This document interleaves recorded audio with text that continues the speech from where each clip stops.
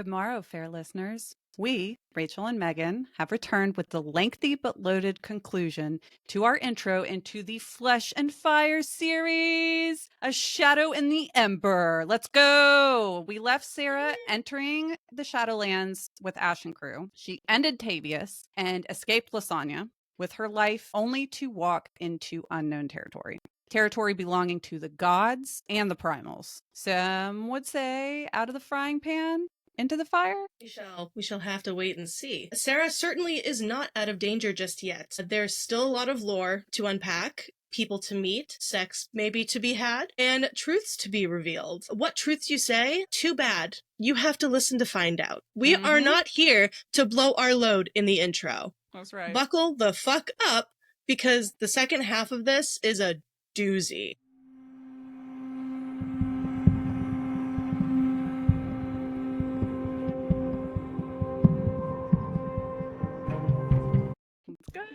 Here we go. As we said, Sera is traveling into the Shadowlands, and in the Shadowlands, there is no moon, there is no sun, there is no night, there is no day. So kind of getting the feel for the environment here. Sera's, looking across the landscape, and she's spotting these big rolling hills, but instead of that's no moon, that's no hill. It's a draken. And not only is it a draken, it's Nectus. You remember Nectus from the last book? What? Yeah, because, obviously this being a prequel, we know that there's got to be some overlap here, right? And then immediately, at least in part two. It's so crazy when they're, actually interacting. You're like, oh, shit! Yeah, it's like, okay, yeah, we're gonna get some character work out of here, you know? Right. There's 3 other Drake in there as well that are identified as Morphine, Ethan. I'm just gonna call him Ethan. I'm not saying Ethan. Yeah. And what I believe is pronounced Crowley. And so these are 3 more Draken. So there are lots and lots of Draken here. Mm-hmm. And they're considered the guardians of Elysium. So it's pretty big deal. High ranking Draken here. Mm-hmm. We get a feel for Nictus's home. We see it, and it is called the House of Hades, and it is also surrounded by, a rise. Not just his home, it also includes the city of Leith. So it's not, instead of it being like how it was in Carcedonia, right? I think Carcedonia, with Poppy's home, and even Wayfair, where it's surrounded by a rise just right there. Just that difference of, where the rises are placed and what that means for the openness of said, royal family. They continue riding along the road, and she starts to spot some bodies impaled on walls. These are gods, and they're there as a reminder for everyone that life is fragile. For anybody, god or not. And it's like, welcome home. Yeah. And they're in the shape of a cross.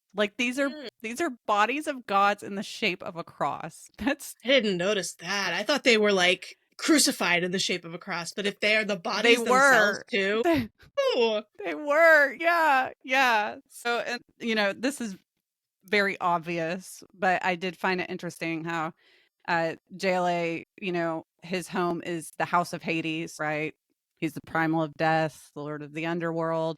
And I started doing a little bit of research, but just looking, the namesake of Odin, of his horse. So we got a lot of Greek and Norse mythology on here. So just thought that was pretty cool. Yeah, I would agree. I do think I'm a big fan of all of that.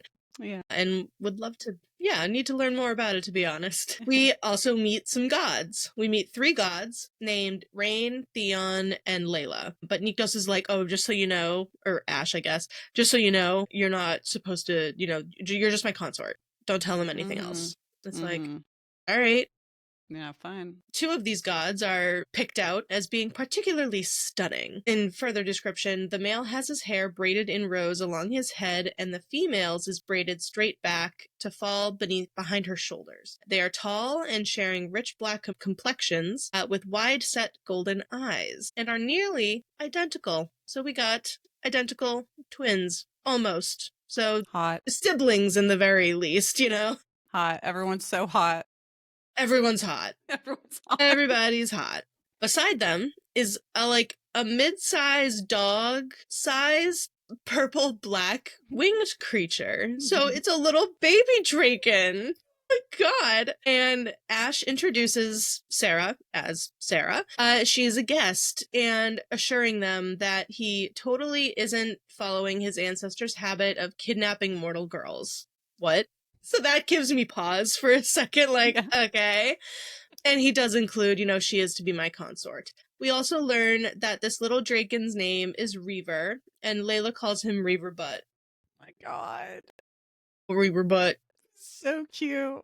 And as they head out, or they are heading out, I should say, to the courtyard to give Reaver some airtime. I thought that was a really cute way of describing that. Because he's just learning how to fly with his little body.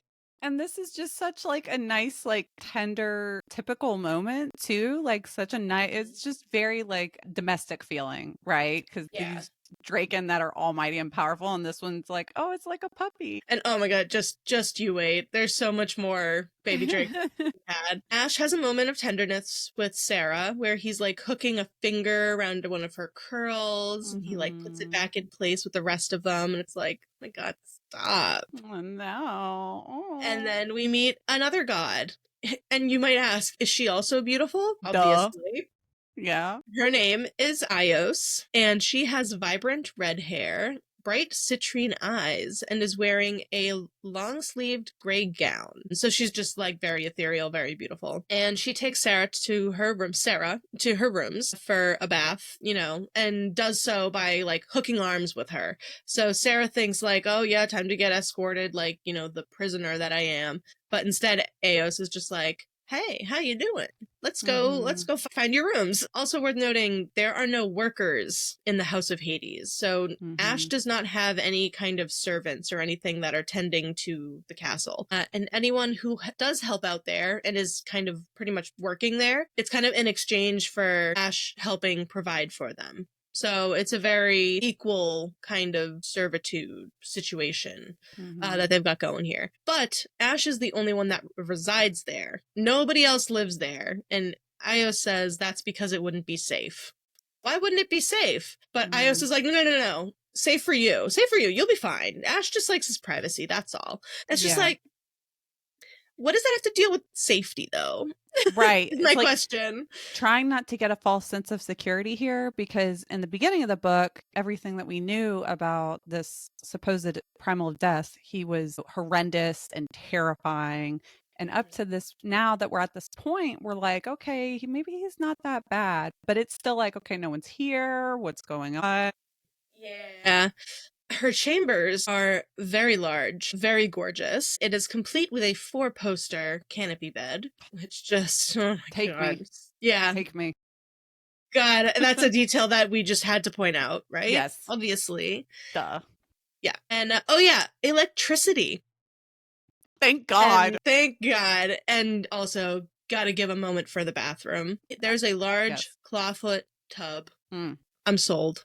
Yep. Say less. Bring me there. I would like to go to there. There's also a set of doors behind the sitting area within her chambers. And she's like, where do those doors lead? And Eos is like, Nyctos' room next door. Okay. And that makes me think, does that count as forced proximity? Like, out of a whole palace, they happen to have the rooms right next to each other. Like, does that count? I feel like it counts. There was, I forgot to mention, she does when she's looking out over the balcony, when she goes to like check out her digs, she sees blood trees all over the place. Yeah. Which I thought was interesting. So we will find out about all those red trees very soon. Sera eats some food, she takes a bath, and while taking a bath, she kind of spots the red whip marks on her back, and she just kind of has a moment where she wishes that she could kill Tavius all over again, and we do too. She hears someone approach behind her, and then spots Ash in the doorway, and upon seeing her back, he says, I cannot wait to pay that bastard a visit in the abyss. And it's just like, yeah. Right. We love him. He's brought her a lotion to help her with the pain from the welts on her back. And also the ointment helps that, it makes sure that they don't scar. And then he offers also to help, put the ointment on when she's done with her bath, but also offers to help her wash her hair. and she accepts. And it's like, he says he's never done that before. She says, well, yeah, I've never had this done before. So it's like such a sweet moment, and it's like completely Mhm. new for the both of them. And I'm just Yeah, just the intimacy of it alone. anything that's got to do with hair, like the stroking of Yeah. hair, and like it's just, yeah, I eat it up. Mhm. I eat that shit up. Yeah. Ash asks her what her life has been like since that first summoning when she was 17, because it turns out that the Shadow Priests never summoned him the last 3 times that they went back. They simply faked it to like humor her. And it's like, It's what? yeah, it's so fucked up. What a gut punch. Yeah. So, and he tries to assure her, the rejection wasn't personal. It's just like the way that she was presented to him told him that she was, while seeming eager and willing, she essentially still had no choice in it. Yeah. And he sensed her fear and her hopelessness. She's like, he was like, you were just a girl. Like, no. Which you is know? like admirable because these primals, if all they operate on is the law of the universe or whatever it is that they tie themselves to, and he's like, no, you had no choice in it. I'm like, damn, you just won like all the brownie points, bro. Yeah. And at that point too, Sera has like also convinced herself that it was her choice. So Mm-hmm. it's like she's doing those leaps and bounds in logic to be like, no, no, no, like, yeah, I was put in this position, but like I was born into this, so like I trained for this, and ultimately it was my decision to go because it's my responsibility. And he goes like, that doesn't sound like you have much of a choice at all, actually. Yeah. And he knows what she was feeling back then, and he knows what she's feeling now because he can Mm-hmm. taste her emotions, What? as all who carried his mother's blood could. You mean What? like a certain redhead that we know? What? Holy shit. Interesting. Ah! She says that she was willing back then, but he was not. So she's like putting it back on him. Like, no, no, I was ready. You weren't. You chickened out. And Right. he's, like, yeah, right. You know, you never had any consent in that. Like, absolutely not. Mm-hmm. And so they kind of have that back and forth there. And she finishes her bath. He helps her with the bomb on her back. And then as she's standing up from the tub, she like turns around to him because JLA does what she does best. And she kind of like stops us right in that moment and Mm-hmm. is like, oh, you see the seduction planning starting to Mm-hmm. click in Sarah's head, because she like turns around to him, her hair's hanging over her boobs, so she's like not like her boobs aren't presented, but like everything else is. And she tells Ash, I'm wet. Can you help me with that?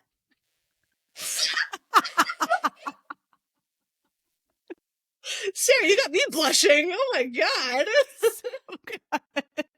I love that line. It's I like, do too. okay, do that seduction. Here you go. And she, of course, is talking about a towel. What do you mean? I'm Right. talking about a towel. Can you just Right. grab me one? So he does. And then he's like, oh, no, no. I'm going to towel you off, actually. So, like, he starts drying off her arms and then her torso and her legs. And then he starts, like, yeah. He's not reading her Mm-hmm. emotions at this time, but he says that he doesn't have to know how much she is turned on right now. He tells her, he's like, you want my touch. You do. He may not need a consort, but he says that doesn't mean that they aren't both interested in certain aspects of their situation. Case in point, the one in front of them right Right. now. So he's slowly drying her off as he's talking to her. He pays close attention to like running the towel between her legs. And then he just like, surprise, towel's my hand now. And then starts touching her. And he's like, it's the talking to each other as Oh they my like, God, I Lady M talked know. about this on her other episode, and just like the talking during is just wonderful. So good. It's so Because good. he's telling her how she's definitely not interested in these aspects Mm-hmm. either, right? Because Mm-hmm. she totally doesn't feel this way. Yeah. He also tells her he's just coming out with the fucking bangers. He has nothing but bangers. He Yep. says, when I'm fisting my cock, I remember how you held my hand against you at the lake. He likes to be told what to do. I will not survive this Like, boat. yeah, nope. And so he's fingering her while he's telling her this, and she eventually finishes, and then realizes her attempt to seduce him has now ended up in her being seduced. Good Right. job, Sera. Uno reverse. Uno reverse. Sera 0, Nyktos 1. They then move into the bedroom because he's not done yet. We're not Yeah. finished here. They move into the bedroom and he helps her put the ointment on her back. And then she questions him about the bodies on the wall, being like, hey, why did you do that? And he's like, well, I didn't do that. Another primal did that. It's like, yikes. Okay. And essentially how it's split up is that each primal rules their own territory, but some like have this thirst and continue to want more and more land. And so they start pushing their boundaries. And as Ash, or Nyktos, is one of the most powerful of the primals, some push due to the deal that, that was made. So people just love pushing. They think he's the most vulnerable while also being the most powerful in that sense. So he also reveals that he may be the primal of death now, but he did not make that deal to take Sera as his consort. It was in fact his father who was the primal back then. His father actually made the deal.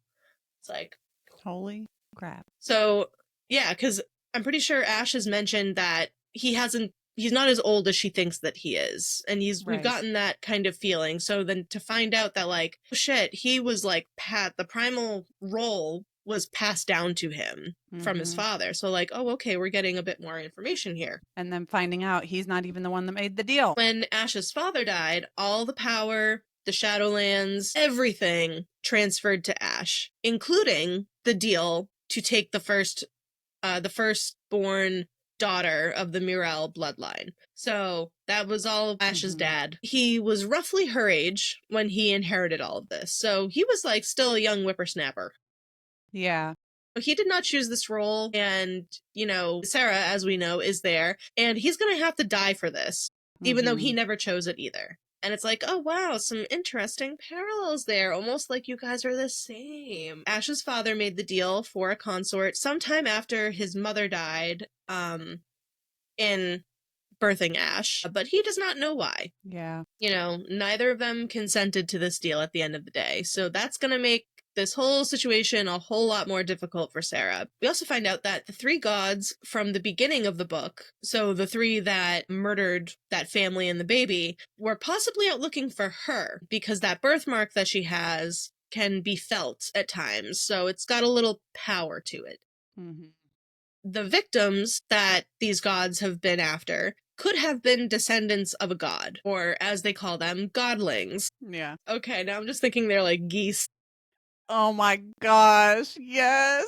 So godlings are the child of a mortal and a god, and then a godling that has a mortal child will carry that mark. So that's kind of how we can connect 2 and 2 for Sera, in a way, and why they were kind of after her. One of the guards that was killed in Wayfair was actually a godling plant who watched over her, and his name was Lathan, and so he was killed kind of when Ash took her out of there. Sera sees that, Ash does care. He has more than one decent bone in his body, which makes her duty that much harder to deal with, And yeah, I'd say it would be. It would make that harder. So yeah, looking at that, why does he care so much? Right? Why is he's saying, I'm digging, right? I'm digging. I'm thinking okay, we're just meeting these characters. Why does he care so much out the gate? And, just as you had just said, Sera's beginning to realize the depth of how much there is to Ash and starts to feel the weight of all of exactly what she's got to do. She's like, shit, I'm kind of in deeper than I thought. Because Sera she's killed plenty, as we know, but never in such an intimate fashion where she's has to have that personal connection, or fake, I guess, a personal connection with the person that she's going to be killing. She hasn't had to do that yet. So that's that's a whole nother level to her duty here. She goes to sleep and then she wakes up and she's still thinking over all of it. It's not fair for either of them. She's just going over and over again in her head. Eos eventually comes to get her and says, oh, you've been asleep for a day. It's oh, damn, all right. Yeah. She brings her food and some clothing, and Eos starts to tell Sera about the godlings. So we have our first little lore alert here.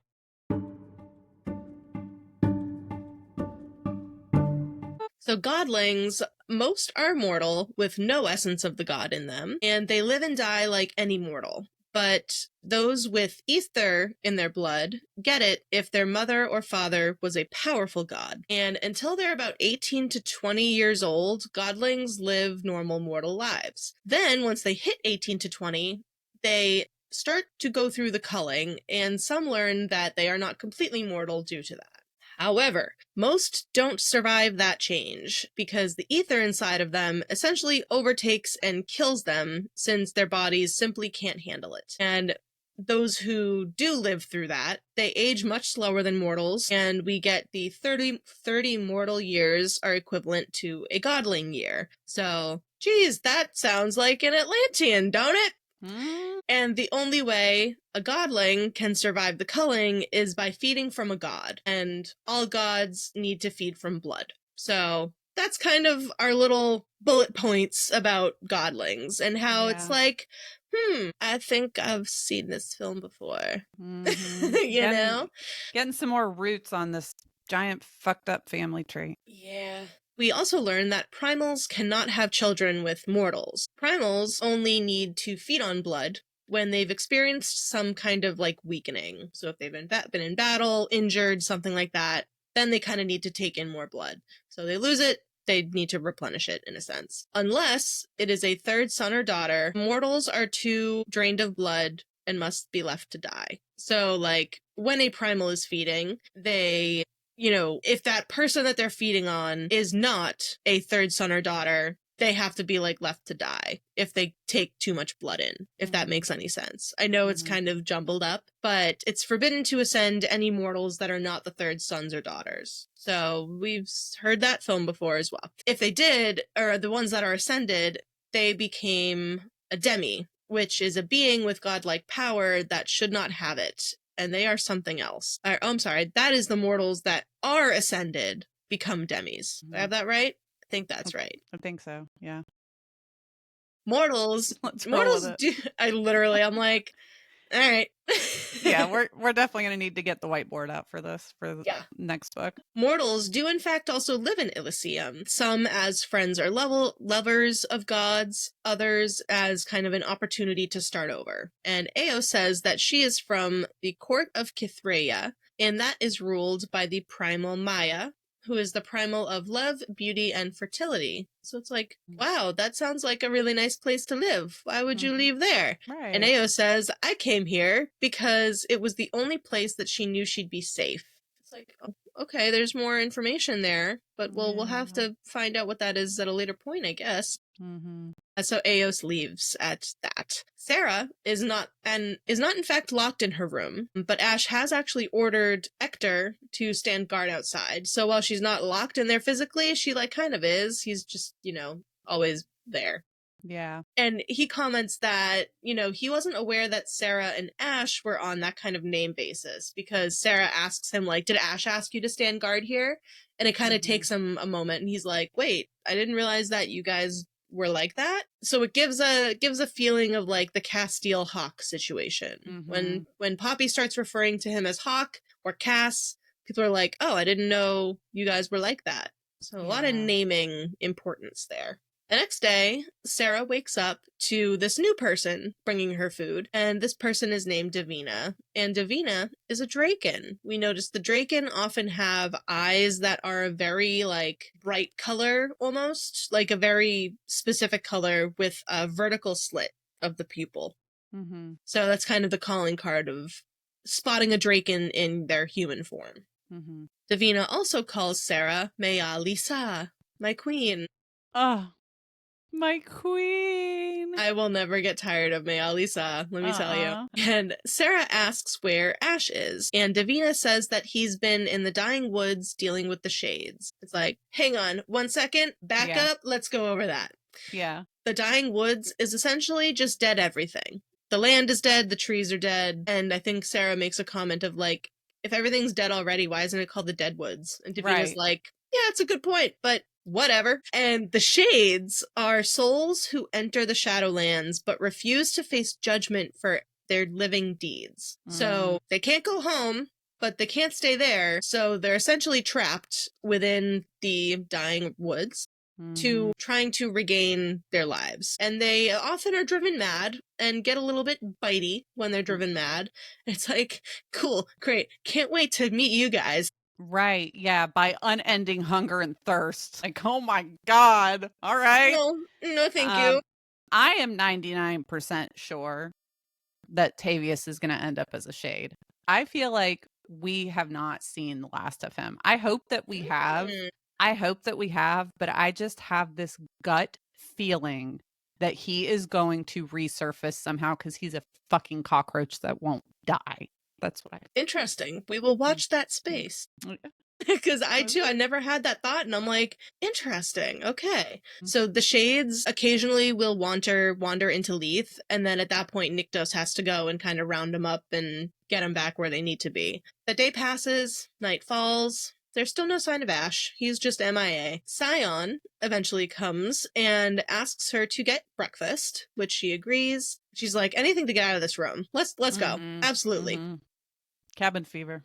Yeah. He leads her to a candlelit chamber, complete with 2 large thrones, and someone calls her beautiful. Ash is here. Yay. So Scion leaves them alone, and then Sera immediately lashes out about keeping her captive. And he's like, okay, 1, being confined to a room is not equal to being captive. Trust me, I know the difference. And that kind of gives her pause. And it's like, my bad. Yeah. So she kind of nixes that pretty quickly. So she sits at the table and he's serving her food. Then he sits at the head of the table himself and he gives her back her dagger, and it's now complete with a new sheath. It's like, oh, mommy got a new knife. I know, yay. He apologizes for upsetting Sera, and she actually asks about his mother. She just wants to know about his mom. So he tells her that his mother descended from the court of Lotho, which belonged to the primal Empress, and her name was Mycella. He unfortunately cannot visit her, though, as the primal of death, because that's kind of one of the first things Sera asks is, like, if he never got to meet her, like, would he want to go visit her? And there's an unfortunate answer to that. He tells Sera that he risks destroying a mortal's soul if they're in his presence for any extended period of time. At least for those who have passed through judgment. So that's just another testament to his power. Like, literally destroy their soul if they're around him for any period of time. It's crazy. Yeah, it's really quite rough. And while primals don't require blood to survive, they do still eat on occasion, as we've learned. They can survive longer without it, but they'll be weakened if they kind of don't take it regularly.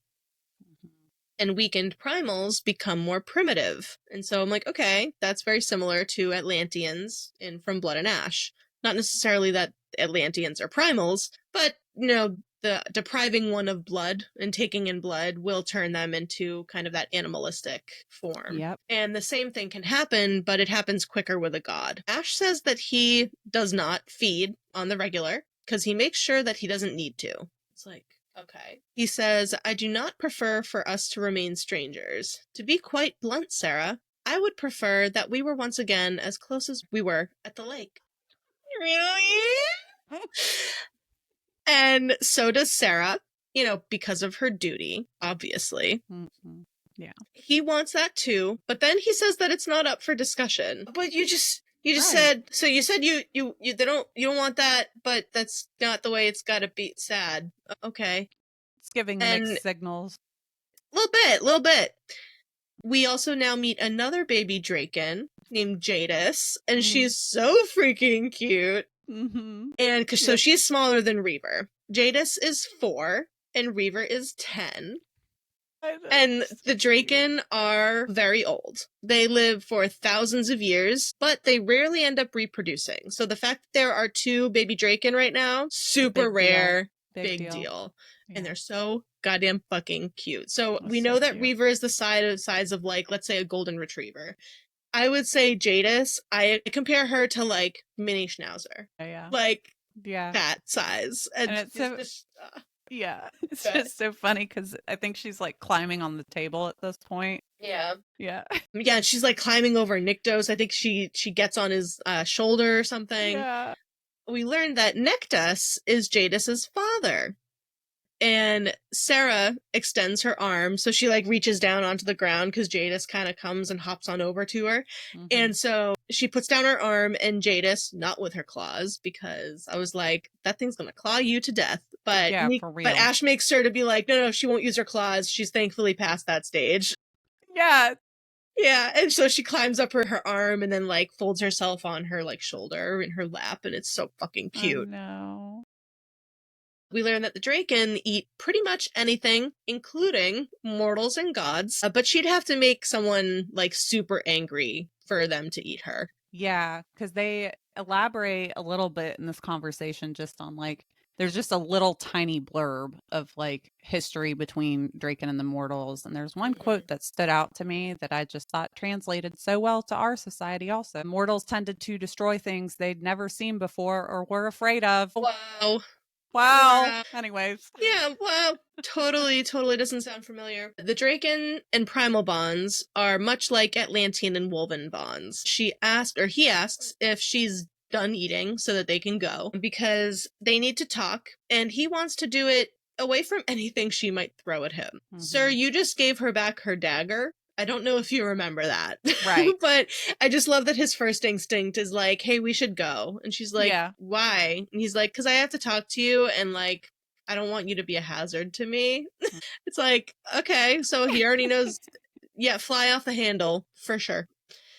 Ash hands off Jadis to Scion so they can speak about her future here. And as they walk, she ponders kind of what his quarters look like. Sarah's thinking about what do Ash's bedchambers look like. And then Mhm. he accidentally like walks into his back because he had stopped walking. And as she like walks into him, he like makes this like as if he's been hurt or like something like that. Mhm. He's very tense and his eyes turn like a real steely gray color. So then Sera reaches out for him, but he snaps at her, and Sarah's like somewhat embarrassed at the rejection. So it's like this very odd switch up to his like Yeah. demeanor.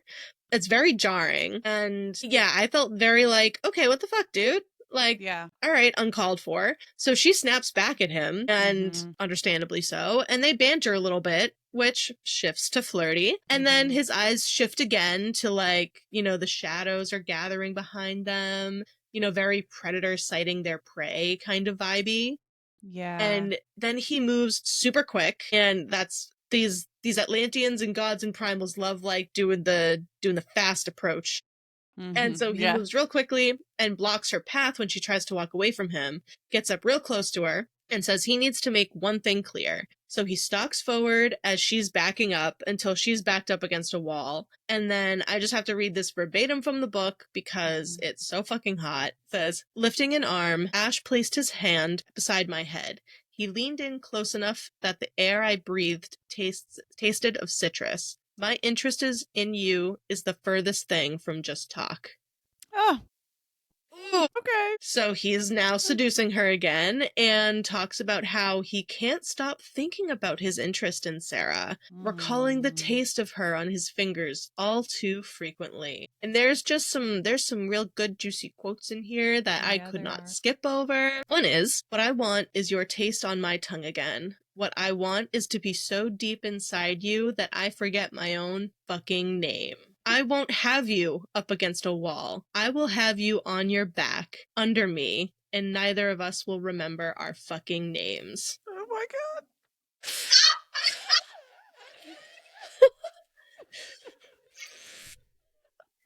Alrighty then. Like, Sera, who is doing the seducing here? Come on, For girl. real. She was For not real. prepared for him to have this kind of charisma. Okay? Yeah. He's Really. constantly rolling nat 20s on his charisma checks. Yes. Like this entire section right here, this beginning section, like of them discussing and establishing boundaries in both the physical realm, obviously. Yeah. Um, there's this like invisible string between the two of them that has formed, Mhm. obviously, right? Very tether and pull. Tether. Oh God. And then he's like, once he's like all up close and he's seducing her, saying all these naughty things, he just pulls away and is like, all right, you want a tour? Yeah. The fuck. Okay. To your bedroom, I hope? Yeah. Come on now. And so Sarah replies that she does not like him. And he replies, it's better that way. And so then we like, this book has so much like high, low, high, low. Like it's just Yeah. constantly get you going, only to throw a bucket of ice water on top of you and then Yep. also stab you in the heart right after. It's Mhm. like, oh.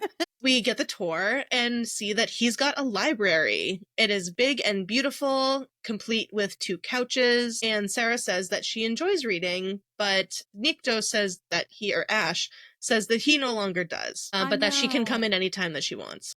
Yeah. He's like the escape that reading once provided had sadly failed. Okay, Yeah.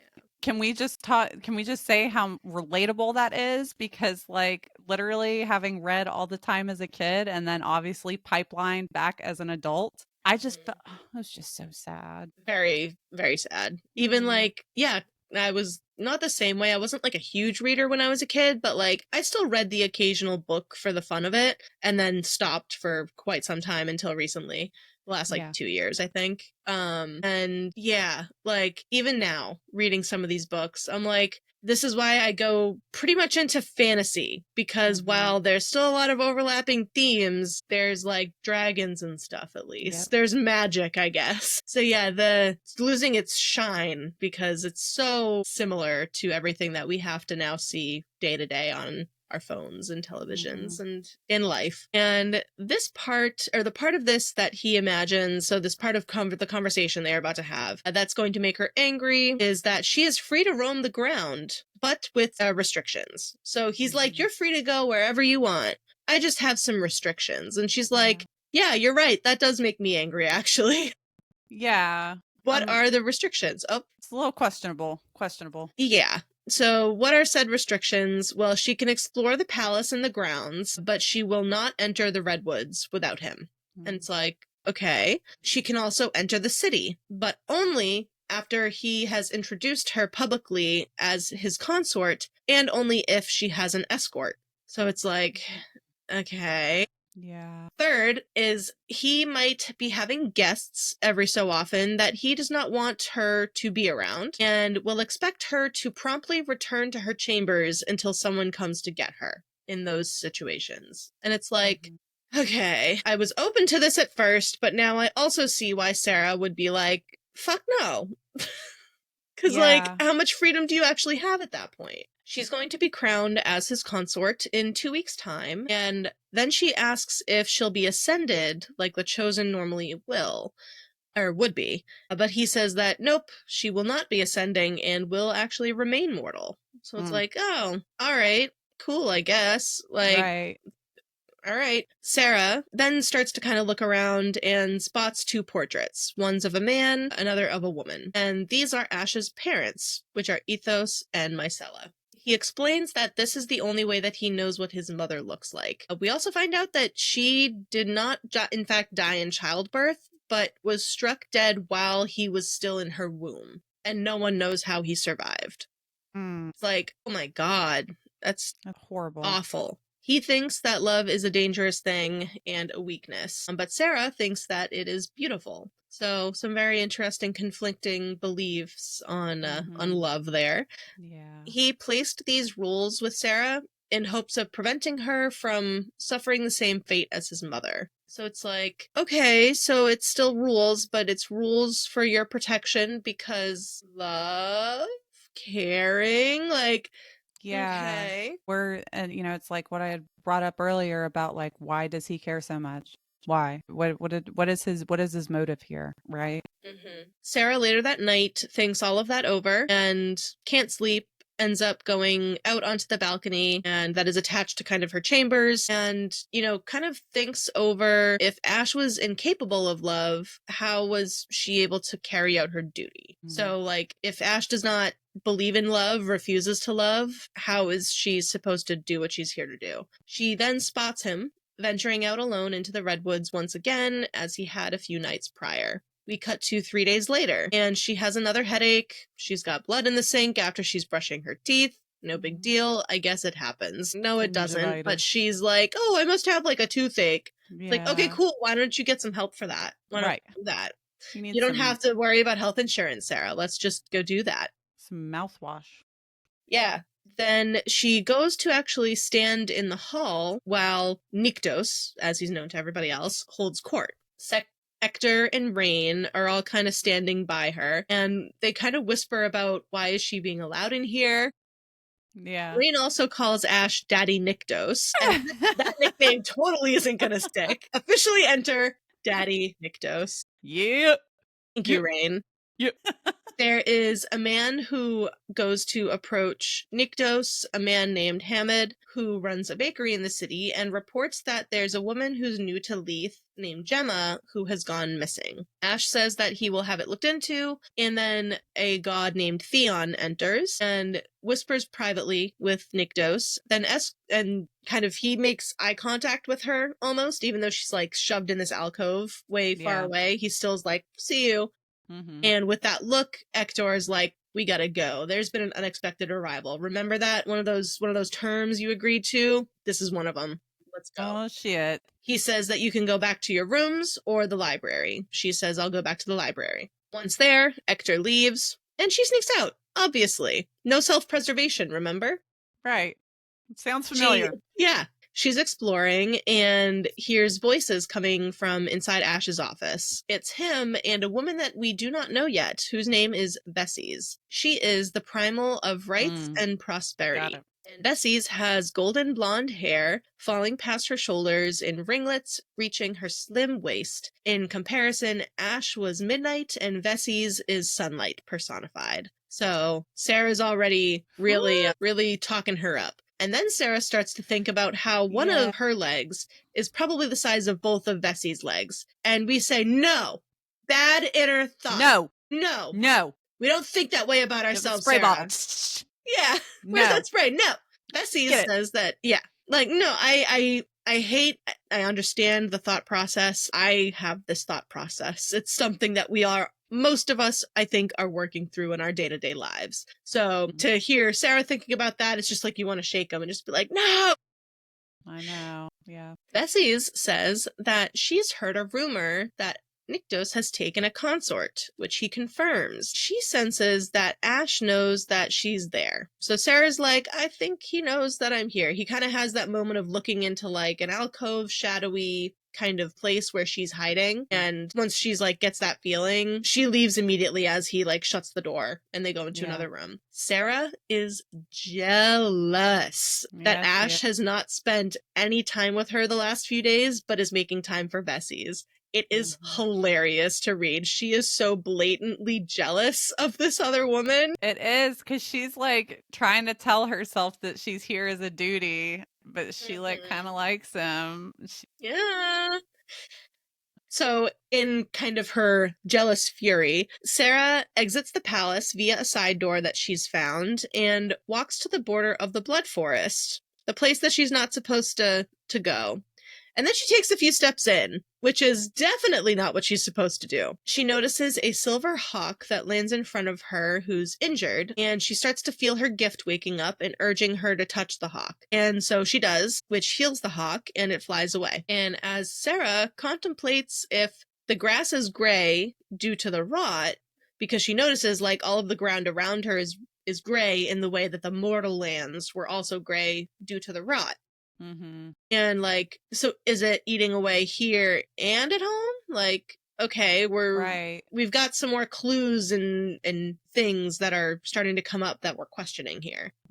Behind her, a twig snaps, and we see it's hunters. So we've got Germs. There's 5 of them. 5 Germs are here. Ew. Sera starts to fight them, able to kill, a couple, I believe. One grabs her arm and scratches her. And then one of the hunters is grabbed by the legs and dragged into the ground. No, thank you. Yeah. No, thank you.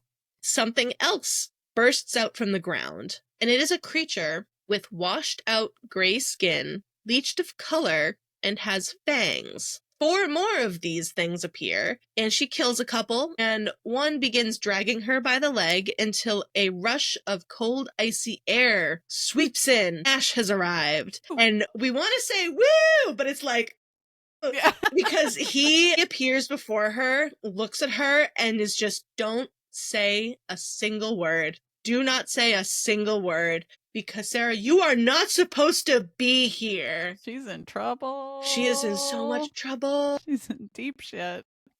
And he says these creatures are not shades. The redwoods cover the land of entombed gods, which is kind of the gods' punishment. So these things were gods raised from their entombment, and her blood drew them out. So being scratched by the germ caused her to bleed, which drew out the gods. Oh.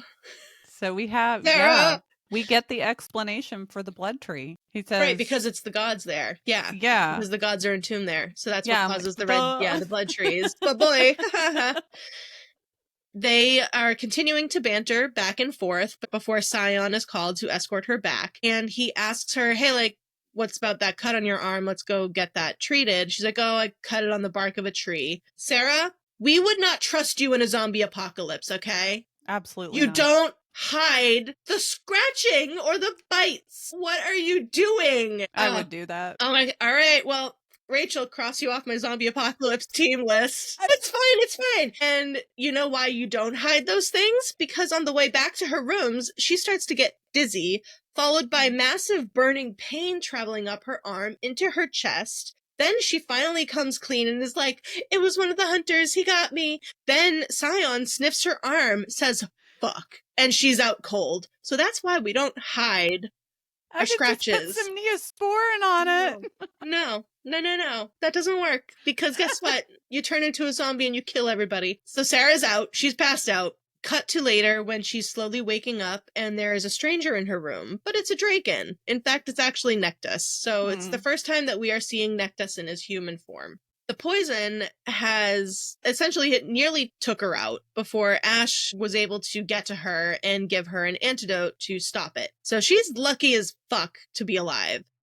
It would have been simpler, Nectus says, to let her die, but Ash chose to save her, and he did not do that out of obligation. Yep. It's like, well, okay. Ash does return, and Nectus leaves them alone so that they can talk. As they speak about Sera's wounds and her actions, she's constantly thinking about, like, oh, does he call Vessi's Lisa? Would he have gone back to Vessi's if, like, he knew that she was scratched? Because that's where he went. Like, after he was like, you're fine, you're good, great, Scion, take her. He had to go off, and he was going off back to Vessi's. So she's like, would he have even gone back if he knew that I was in that much of, like, serious need? It's like, yeah.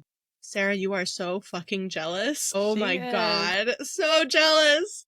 Yep. Nyktos describes that the only way those entombed gods would have escaped is if someone freed them. So that is a mystery. We have no idea how these entombed gods got out. And he also confirms that the Shadowlands are in fact dying, but it's not exactly like the rot. Sera further explains that, no, I didn't go into the woods intentionally. I was just bored. All right. She also brings up how exciting his office must be and calls her out on being jealous. Thank you. Thank you, Ash, for calling her out. Thank fuck. Yeah, because he's like, oh, did you go in there? Did you go into the woods because you were jealous? Yeah. It's like, yeah, you did. You did. So Sera is straight up with him, and she says, I'm tired of being alone all the time. I've been rescued from Wayfair, but I still have to eat alone. I'm still walking around the palace alone. I am still in solitude, just like before. So, like, what's the big fucking difference here? Right. Ash says that he does not like Vessi's. He does not enjoy her company, and compares her to a viper.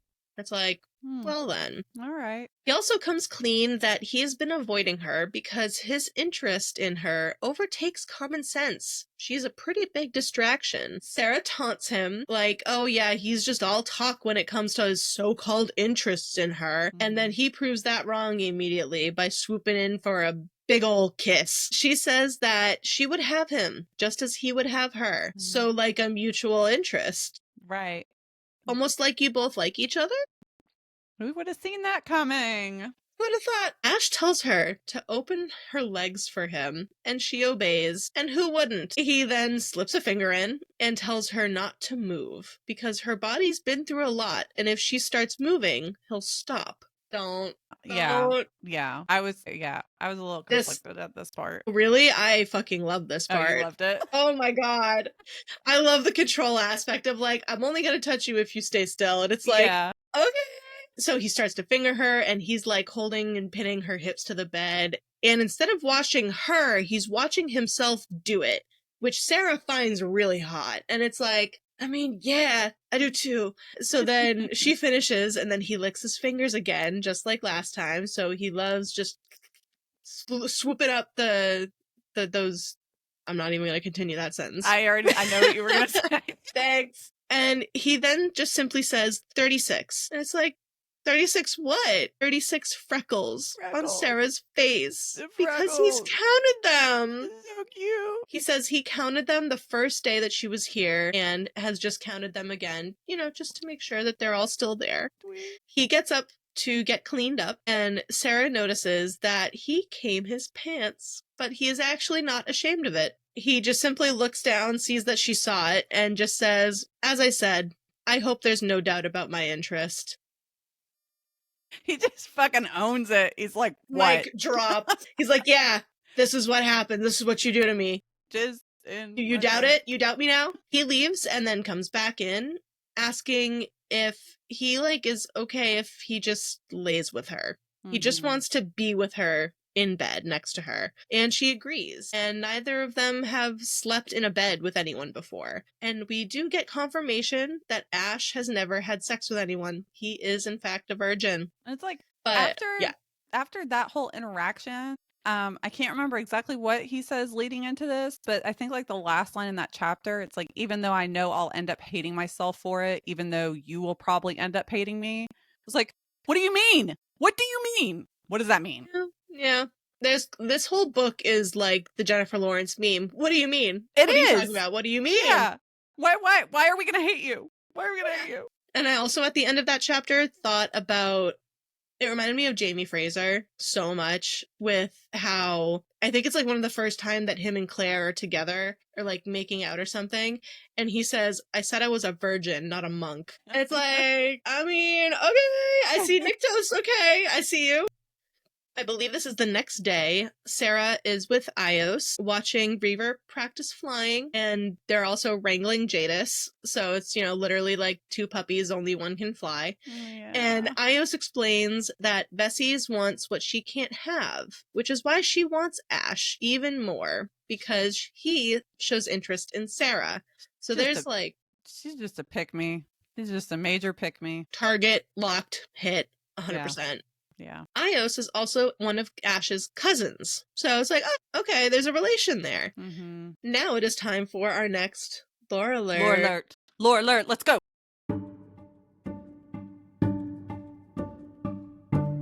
This one is about stasis, gods, and primals. And she explains that primals and gods live a long, long time, and they start to get restless. As we know, we found out in the last from Blood and Ash book. The longer they live, the more risk of them becoming more ether than person. And in order to avoid that, they enter stasis, which is a deep sleep. She says that, or they enter Arcadia, which is another realm much like the Veil. This also allows for an ascension of another and peace for the primal. So, when they go into this stasis, another primal is, in their place, or when they go to Arcadia, essentially, one replaces the other, because they've always got to have that big balance, a lot of balance. Vessies, although, cannot do that. And she says, quote, none of them can. Interesting. That is interesting. Another, what do you mean? Right. They are then joined by another woman named Bella and a man named Rahar. They inform them that news has already spread that Nyctos' consort is immortal, and all three of the gods are amazed at Sera's killing of Tavius with the whip. And it's how can you not be? It was badass. Right. And I think Bella even bows to Sera, which I was like, okay, y'all got respect for her. Okay. Uh-huh. Bella also gives Sera some advice, that the coronation, no matter what happens, Sera cannot show fear. What the fuck is that supposed to mean? I almost went Boston with it. What the fuck is that supposed to mean?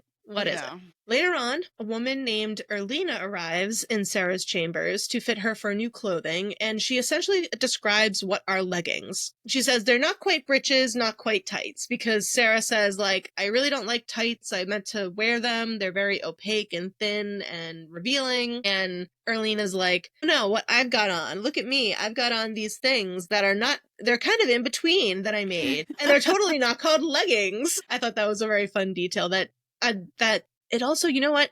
Thank you to authors who do this. I know that it takes us a little bit out of the fantasy, your typical traditional fantasy, but you know what? It makes it so easy to cosplay. It does. It does. I'll just get in and be like, let me put my breeches on real quick. Yeah. I'm like, oh great, I want to cosplay as Sera staying in the Shadowlands. I need leggings. Yep. Fantastic. It's great. So super accessible, and I appreciate them for that. Erlina says that they were originally from the mortal lands of Terra and eventually went to the city of Delos because she was a chosen, but she did not ascend. Erlina leaves, and Ash arrives because he wants to check on her, and she asks about the chosen / the right and gets some hard truths about it. What she knows about that is a lie. Big surprise. Yeah. The chosen are not ascended and instead are treated as objects and played with and broken. Most of them end up actually just dying. So pleasant. Wow, great. Sera asks, how is this allowed by the King of Gods? Because Sera thinks Colas would care. But in fact, that's quite the opposite. He does not give a shit. Erlina is one of the few chosen that Ash has been able to give sanctuary to and hide them here. So she's a refugee of the city of Delos. That's some serious shit. Yeah. Aside from those that Ash is able to keep hidden, many of the chosen end up going missing and are not found dead. They just simply disappear. They are just never found. It's like, yikes. Sera that night tosses and turns and can't sleep and winds up stepping out onto the balcony, only to find Ash standing next to his. So he asks if she wants to join him, so she does. They both can't sleep and both happen to have the same thoughts, looking at the doors, joining their chambers. Sera mentions meeting Bella, and he tells her that she is actually the one helping to shuttle the chosen out of Delos. So she's like a huntress and a spy. Mm-hmm. We fucking love Bella. Oh, yeah. She's a badass bitch. She's great. She's great. Ash explains the struggles of sending souls to the Veil or the Abyss, and therefore reflects on why he actually no longer answers any summons, because he felt that he started getting too comfortable with ending lives, especially the lives of those who would summon him for nasty reasons. Like, these awful people would be summoning him to be like, hey, go kill this person or that person for no reason. Mm-hmm. So then instead, Niktos started killing those people that wanted to have these innocents murdered, and he starts to enjoy that. And he gets scared, so he pulls back and no longer answers any summons due to that. It's like, ooh, okay. Yeah. Pretty sure he says that Scion is the one that answers those summons now. Either that or, yeah, I think Scion. Mm-hmm. Sera reflects on the choices that she's made and the lives that she has ended in this moment, but Ash tells her that she is not a monster for it. Tavius' soul remains in the pit of endless flames, he tells her. And it's like, oh, what is that? I know. Oh, goody. Tavius burns until Niktos frees him. Okay. So maybe my shade theory is a little off. A little off. So Tavius is not going to be a shade because he has transferred over. He is in the Abyss. He's just in this section of the Abyss called the Pits of Endless Flames. I love that for him. Oh, we do. We love that for him so much. Love that. Upon hearing this news, Sera kisses him, which is like, yeah, same. I would too. Oh, yeah, absolutely. She then climbs into his lap and eases him onto his back on the couch, and so that she's like straddling him. We get a closer look at his tattoos and see that they are actually drops of blood that represent a life lost due to a decision Ash has made. So he just gets one of these teardrops of blood for every life that he's ended or has been responsible for ending. It's like brutal. So brutal. It's brutal. It reminds me of very, very minor Throne of Glass spoilers, but of Rowan's tattoos. Mm-hmm. And how his rune, the tattoos that he's got are all in memory of people that he's lost or has had a responsibility in killing. So Sera is just kissing all over, kisses down his torso until she settles between his legs and gives him a BJ. Woo! And Let's go. And he holds her hair back from her face, and we love that. I love that. I do too. After he finishes, he holds her close, and she does not feel like a monster in that moment. And it's really sweet. Love that. And so finally, Sarah's the one to be able to seduce him. Yay! Yeah, let's go. But is she doing this out of duty or not? I think the lines might be getting a little blurred. They might. Sera then wakes up a bit later, and they're snuggled up together, and she notices that Jadis is sleeping at her feet. But then Nectus makes himself known, and he's perched on the balcony railing like a bird. Yeah. He's just perched there, like, it's honestly quite terrifying to picture. Honestly, like, a full-grown man perched, like, I picture him, like, with his legs bent and his arms between, like a gargoyle. Yes. He's just perched there like a gargoyle, and I'm like, I would be freaked the fuck out if I were to see that. And especially because the Draken are described as having, like, the vertical slits in their pupil. So it's, like, just fucking terrifying. Yeah, that imagery scares the shit out of me, but Sarah's not scared. It sends me. It's so funny. Nectus is like one of the funny, like most subtly funny characters of this series. Like, he's hilarious and when he does not need to be. Yeah, at all. absolutely. He's great. Shortly after Nectus jumps away, Ash wakes up and instructs Sera that she needs to stay in her room while he holds court today. She can't be there. It's just too dangerous for her since he has not announced her as his consort yet. And she actually brings up a good point as like, what's the point of her being there if she is just as in danger as she would be in Lasagna? Right. Like, she does not value her life and knows her death is inevitable. And it was forfeit before she's born. So she's like, I need to know what's going on here. Like, what's the game plan? What is all of this for? Hector comes to kind of walk her around the courtyard after Ash leaves. Because she's like, I would rather do this than be locked in my room, so sure, why not? Mm-hmm. They are walking around, and Jadis appears, and Jadis is sprinting towards Sera, and followed by Reaver. And it's just, oh my god. So cute.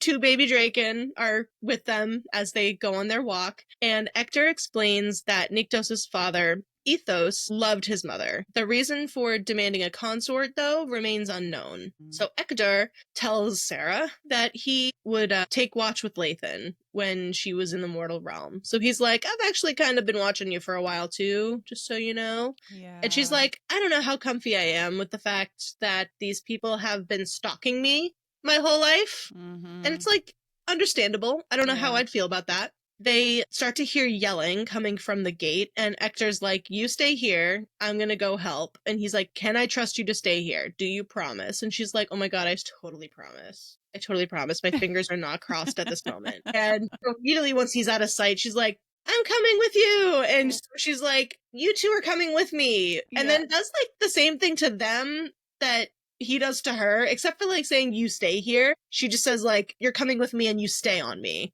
Right. And, girl, we know that you wouldn't do that, but fine. Yeah. So they go to see what's happening, and Gemma's been found, and she's in bad shape. Yeah. Sera starts to feel the warmth of her gift in her chest, and she follows them inside against orders, finding out Gemma has died. And Jadis and Reaver start to kind of behave strangely, like they can kind of feel what Sarah's got going on. She can like feel the warmth that Sarah's feeling, and they're almost like urging her on. They're chirping at her, nudging her hands, like, come on, do it, come on. And everyone else is like, what the fuck's gotten into these two? But Sera knows. So she approaches Gemma and starts glowing. At that moment, Ash arrives, and he's like, what the fuck? Sera now decides to reveal her powers. The gods in the room say that they feel something, and then Gemma breathes, and she's alive. Ash is simply stunned and is like, fuck, you carry an ember of life. An ember of life. It's like, a what now? Yeah. Like, I'm in shock, but I don't know what that is. Yeah, exactly. It's like, okay, that seems like a big reveal, but what is it? What the fuck is it?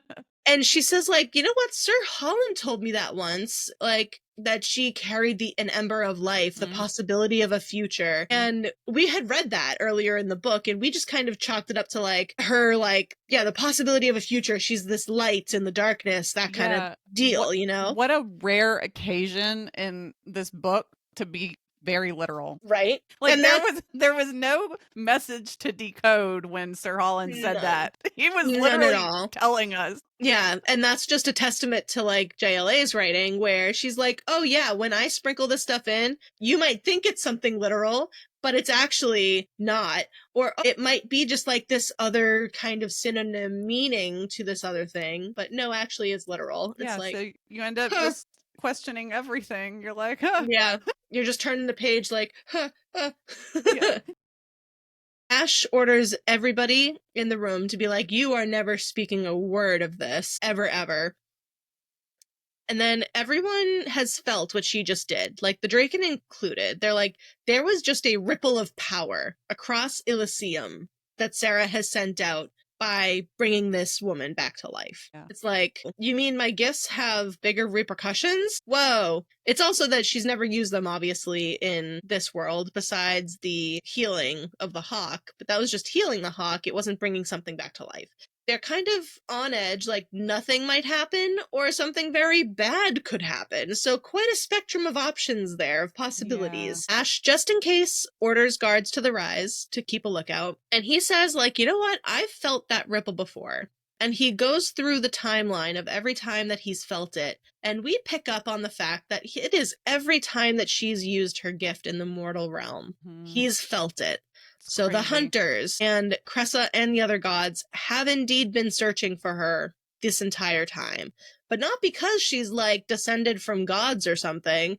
It's because she has this ember of life in her. So he questions her, like, yes, she's done it before, comes clean about all of it. And the gift and that ember of life came from the primal of life. So Colas? No. Ash's father. Ethos. Okay. But we find out Ethos's twin stole it from him. Who's his twin? Colas. Fucking Colas. So Colas is Nyktos' uncle.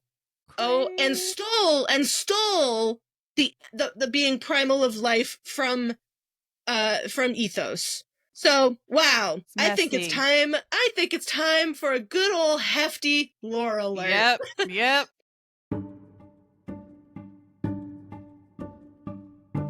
It is going to be, we are diving into Colas and Ethos, the primals of life and death. So, we have Colas' father, Ethos, was the primal of life. Colas, his identical twin brother, was the primal of death, and they ruled together for eons, and everything was great. Colas then fell in love, and Ethos gave the dragons their mortal forms, creating the Draken. Colas went to the mortal realm and saw Sotoria, falling in love with her. And she knew exactly who she was because at this point in history, the primals and stuff were depicted in art and statues, so everyone knew what they looked like. So as soon as Sotoria saw who was approaching her, the primal of death, she was like, oh no, got scared and fell to her death. Colas then summoned Ethos to beg him to bring Sotoria back to life. But Ethos refuses to bring back the souls of anyone who has already entered the veil. And at that point, you know, Sotoria's soul had already entered the veil. Like, it would not be fair to them to be pulled out of this, like, peaceful living that their souls are now in just to be brought back to life. Ethos's refusal caused hundreds of years of innocent people in pain due to then Colas's actions, and he ends up kind of regretting his decision to, like, not bring her back. Like, all of these people that could have been spared had I brought back one soul. After decades, Colas has found a way to bring her back, and by the way that he does that is by becoming the primal of life. So he does something, no one knows how, that results in him and Ethos swapping positions of primal of life and death. So Colas becomes a primal of life, Ethos becoming the primal of death. He crazy as hell. That switch caused mass casualties. Primals and gods are dead, the next in line suddenly rising to power when they weren't prepared. Tons of Draken also died, a lot of Nyktos' friends included. And in the mortal realm, there were earthquakes and tsunamis. Like, it was apocalyptic level shit in the mortal realm. So this was a big fucking deal. Yeah. But Colas did it. He swapped and then brought her back, and she was not quite the same, but she also was not evil. She was just horrified by what he'd done, horrified by to get her to that point, but also the fact that he did it in the first place. No one knows how long she lived her second life, but when she died again, Ethos marked her soul, designating it for rebirth, ensuring that Colas would never be able to find her again. So her soul is born and dies over and over and over again, never entering the Shadowlands, and she carries little to no memory of her previous lives. Wow. Awful. Colas, in retaliation, ends up killing Nyktos' mother while she was pregnant with Nyktos, and because he did what he believed was fair, and then destroyed his mother's soul. Colas then destroys all records of the truth, and at his core, he does remain the primal of death. Like, that switch does not change what he's fated to be. Like, he was fated to be the primal of death for a reason. Yeah.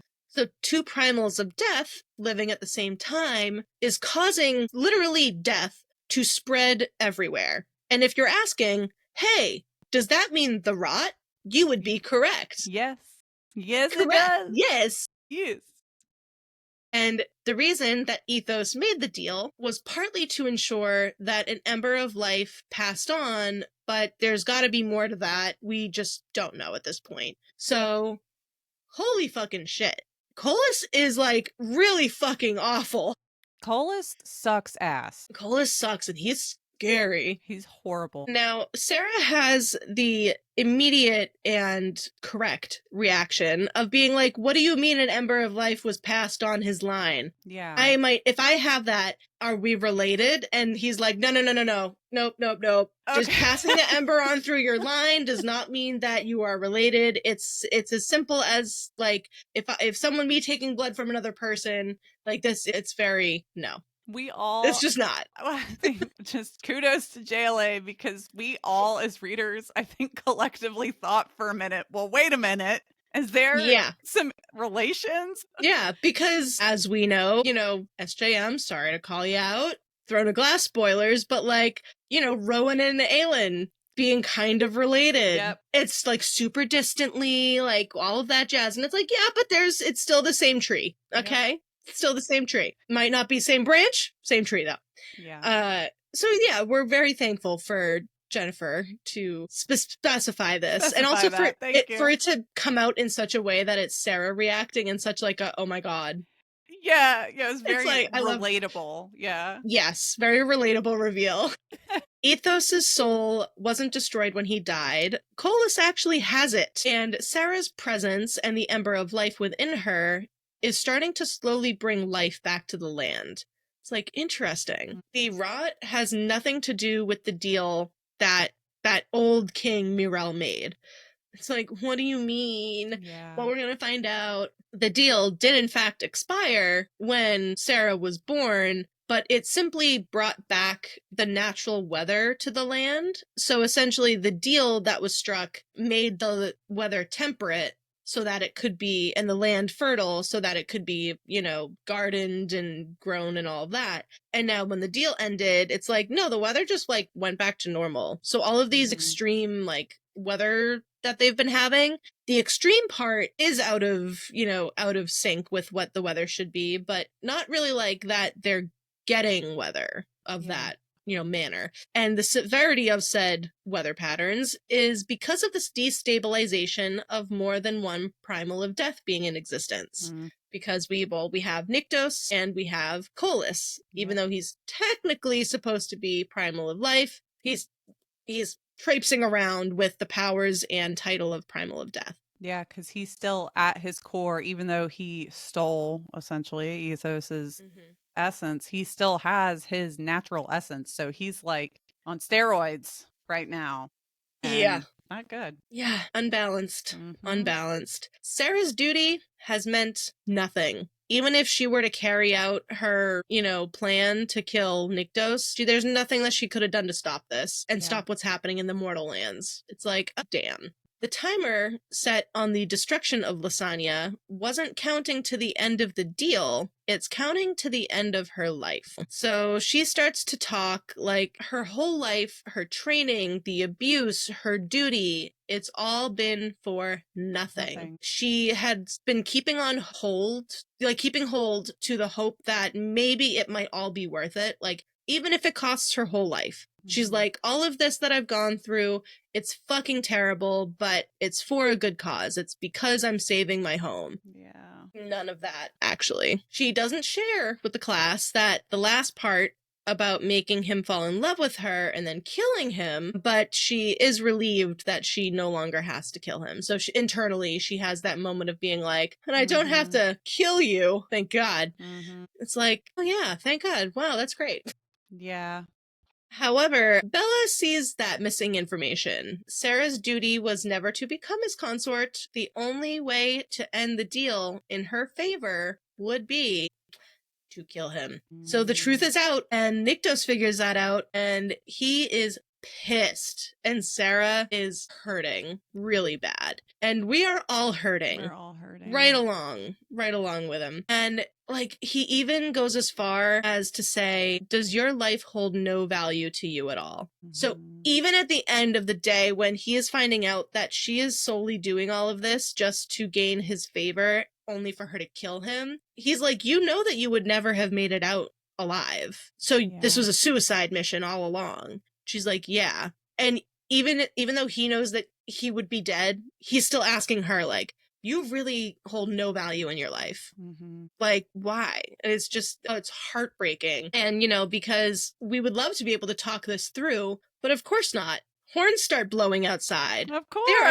They're under siege. Yeah. You know how they said, like, Sera revealing her gift like that could either nothing would happen or really bad stuff would happen. Yep. The really bad stuff is happening. Yep. There's one Easter egg I wanted to throw in this chapter before we move on. Yeah. When they're having the conversation about how things are kind of like life is kind of starting to stir back since Sera entered the Shadowlands. Ash says to her, now we know why the poppies came back. Okay, I know, very obvious, right? Very obvious. But he said that, they hadn't blossomed in hundreds of years and they were in the redwoods, and that's what he was doing in there. But I was like, oh, Poppy, wonder where she got her name from. Yeah. Well, she technically got her name from the goddess Penelope, yeah. But I just was, my brain is reaching on threads right now. So onward to battle. Here we go. I wonder if that could connect to the whole rhyme of like the pick it and watch it bleed. Yeah, because he, in that same conversation, he, she brings up the whole thing about the plant that he compared her to. He's like, the flower that I compared you to, like, I can't remember the exact conversation word for word, but he's talking about the flowers, and he's like, now we know why the poppies, anyways. Yeah. No, any moment, any mention of poppies or things like that, we're all just like, Bella confirms that ripple of power from her was indeed felt, and Sera asks if it's Colas, but no one looks at her. No one answers her, but Nyktos does, and he says it doesn't seem to be. Nyktos gives her the cold shoulder and is very harsh in his words back to her. He tells her if it was Colas, she'd get what she was looking for, her death. Ouch. Yeah. She has hurt them all big time, because like they were starting to kind of welcome her in as one of their own. Yeah, I'm gonna validate him and his feelings 100% right now. The first read through, I was like, he's being kind of harsh, but now I'm like, no, it's about that expected. Yeah, because it's like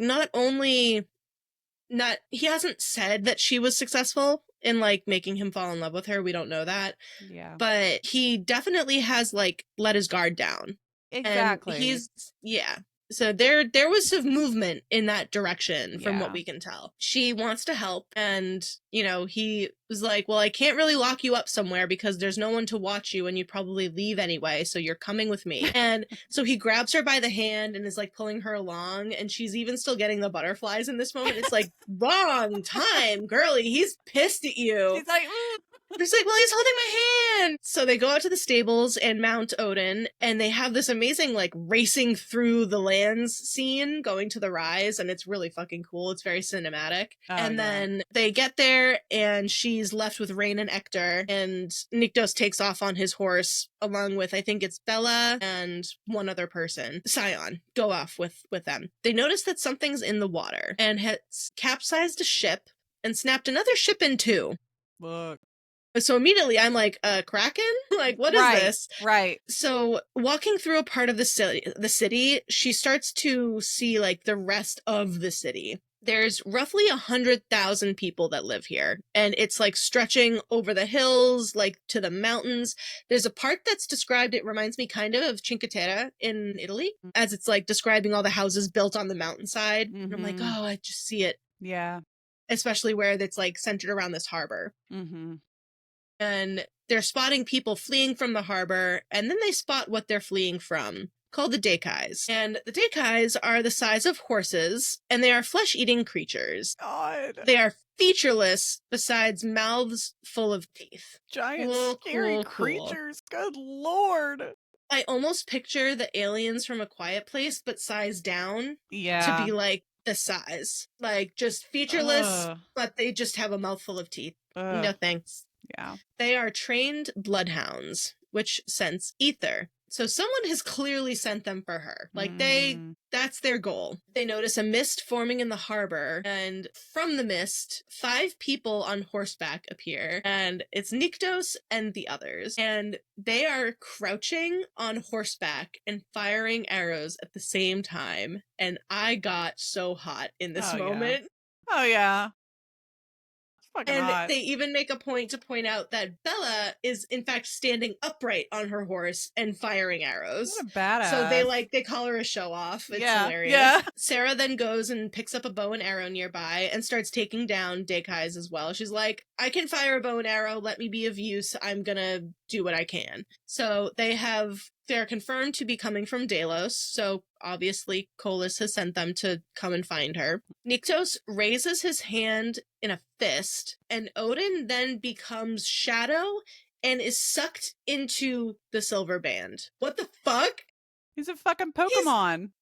Yeah! He's a Pokemon. Ash is a Pokemaster. Hell yeah. The Dekais end up reaching the wall and start to climb up the wall, and it's like, oh.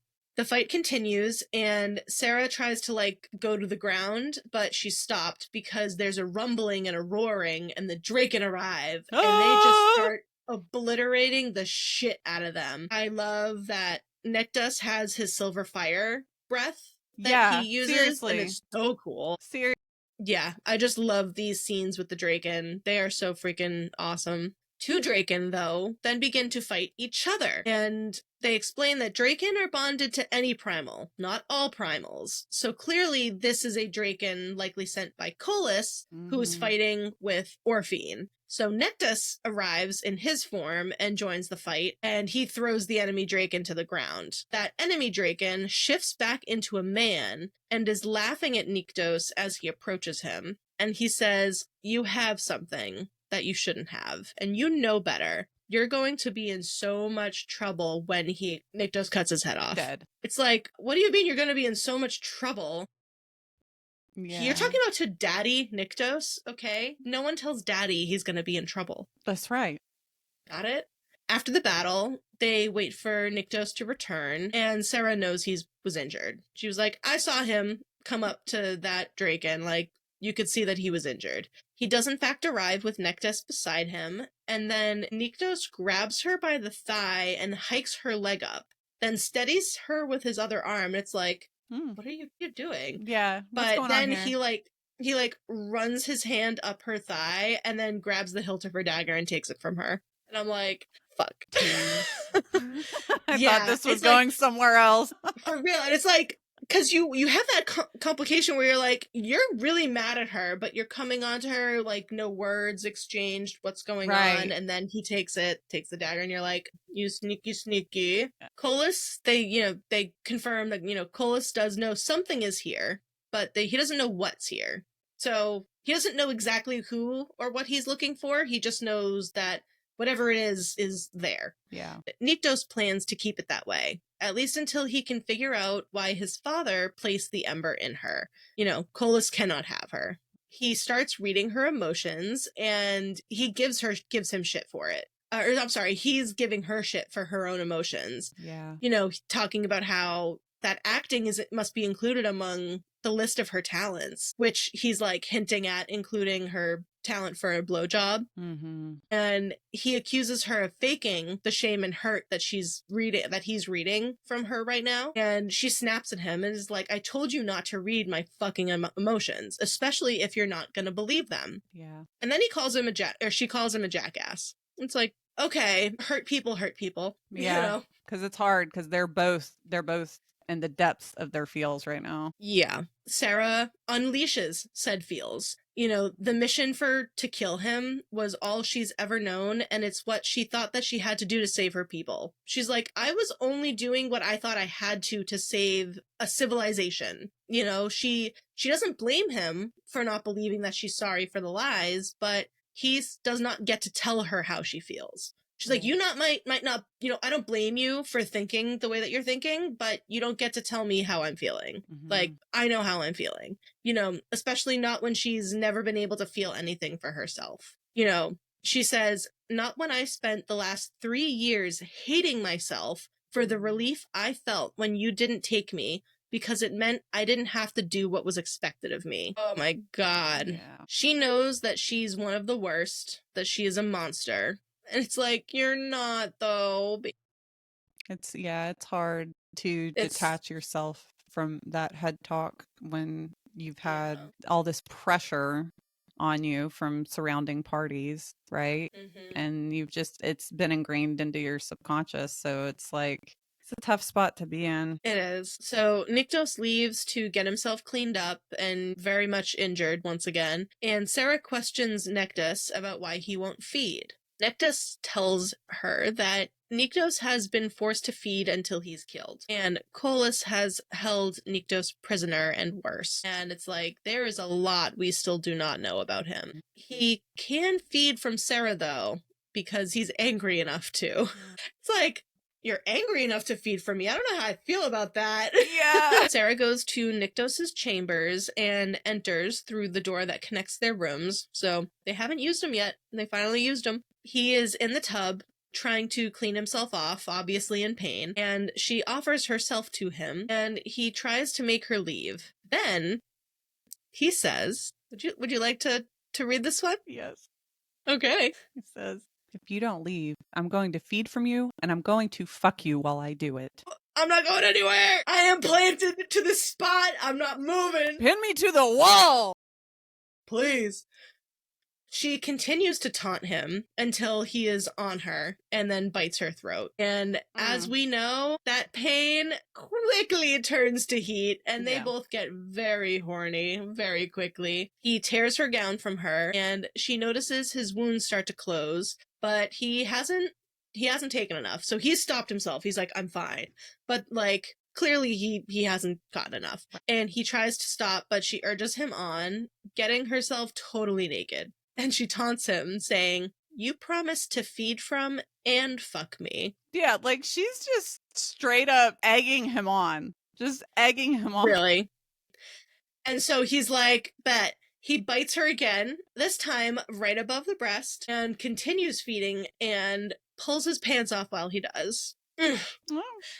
Hovering over her, he starts fucking, looks down and calls her beautiful, as he does. Then he says that he's worried that he's gonna hurt her because he's not completely in control. And after hearing from Castile these last few books about not being in control, or still being in control, please do give us what it looks like when they're not in control. Yeah. Pretty please. And so Sarah's like, okay, then I will take control. And so she does, and rolls on top of him, so she's on top. She starts writing and finishes, and then he gets back on top and he finishes. And then he starts reading her emotions again, and he asks, how can she be so convincing? Was that part of her training? And so that sets her off a little bit. They start to banter, Yeah. and she notices that he's already hard again. Yeah. He tells her to stay, to rest, and I can keep a better eye on you if you're in the room with me. Mm-hmm. Bitch, please. For a minute, she almost does, but then decides to tell him, you know what, go fuck yourself. He's like, my answer to that is by grabbing her and putting her on her stomach on the bed while he starts to finger her. I'm like starting to get flustered. I think, let me make it worse for you. I'm pretty sure he's biting her at the same time he's doing this to hold her in place. He does not bite her. Oh, he's like, not? he's doing the thing where like the teeth are barely puncturing. Oh, okay, I think. okay. And as she kind of feels the pressure on her back, which is also a very interesting parallel to the beginning of the book where Tavius has her in a similar position, and she starts to feel claustrophobic and panicked. But instead, in this moment, she's like pleasured, happy, I want this, mentality. Replacing a bad memory with a better one. Exactly. She notices that his body is actually warm and not cool to the touch like normally. And he then starts to fuck her again. And she bites the thumb that he tries to place on her lips, and he gets a taste of his blood. And then from that, Nikto smacks her ass and calls her naughty. They both come again, and she knows that neither of them will ever be the same. Yeah. And I'm gonna need more of the ass smacking and calling her naughty if you would please, JLA. Yeah. That was nice. Yeah, because that chapter ends very like abrupt and very sad. He's like, oh, you won't be a threat to me because you can't weaken me. And she's like, oh, I was no real threat because he would never love me. Got it. Yeah. Sera wakes up the next morning to an empty bed and a headache. She then leaves back to her own rooms and goes to bathe. And Nyktos has sent up hot water, and it's brought by this young boy named Paxton. He says that he's been here for about 10 years because Nyktos caught him trying to pickpocket him. He's like, boy, you need a job. You need something to do. Right. Are you in a situation? Come here. Come with me. So Paxton brings her the water. He's like super cute and very polite. And he leaves. Then Sera gets in the bath and starts drifting to sleep, but then kind of snaps back awake because she hears a noise. And then something comes over her head and she starts to get strangled. Excuse me? She is like scratching at this person trying to strangle her. Hears him say that he's sorry and that he doesn't have a choice. And then a struggle ensues, but she gets the best of him and stabs him in the stomach with a broken stool leg. Then he slips and cracks his head off the tub, killing him. Grabbing the wood from the man's body, Nyktos arrives. So Nyktos walks in to see her like grabbing this piece of wood out of a man's gut. And it's just like, yeah. So yeah, is Sir Holland even mortal? I don't know. Wow. But what we do know is Sera is going through the culling, but not because she's a godling, because of the Ember. So the ether that is within her because of that Ember is forcing her through the culling. Yeah. And that tea is given to gods when they come upon the culling to help with the symptoms. So the headaches and the bloody teeth are because she's going through this. Nyktos goes to leave, but Sera wants to talk about last night, and he says what happened last night will never happen again. And it's like, no, but we want it to happen again, please. So it's like, no, but do we really believe? I don't know. Sera will stay here and will become his consort as they planned. It's not like either of them wanted to do it in the first place anyway. Yeah. And it's just like stabbing to my heart over and over again. Yeah. She will be consort in title only. There's nothing else to be said. He's so hurt and valid. Like, she broke his heart. Oh, no. Because, like, we don't know that he's in love yet, but it's easy to understand that at the very base level, he was getting there. Yeah. The next morning, she swipes a butter knife from her breakfast. You know, it's better than nothing. So, what is that? the return of now not meat knife, Meat knife. butter knife. No meat knife, we have butter knife in this book. Eos comes to get her along with Bella, who is standing guard. Eos says that Gemma's awake and told Eos that she does not remember who Sera is, but Eos like, I think she's full of shit. I think that she did actually tell Hamid, and that's why he came to kill you. Yeah. So Sera asks how Eos can trust her when, and Eos says that she understands Sera's situation. They've all done worse because they believe they had no other choice. And this definitely surprised me, as well as it does Sera. Yeah, I was like, oh, so they're girls. They're girls. Yeah, she puts it down like, no, you know what? What you did, of course, is shitty. And it's a shitty situation to be in, but it's not like we haven't done the same, if not worse. Yeah. Like, at the end of the day. Love Eos for that. Yeah. They see Gemma, and she comes clean immediately. She's like, okay, yes, I remember you. I remember everything. Oh my God, I'm so sorry.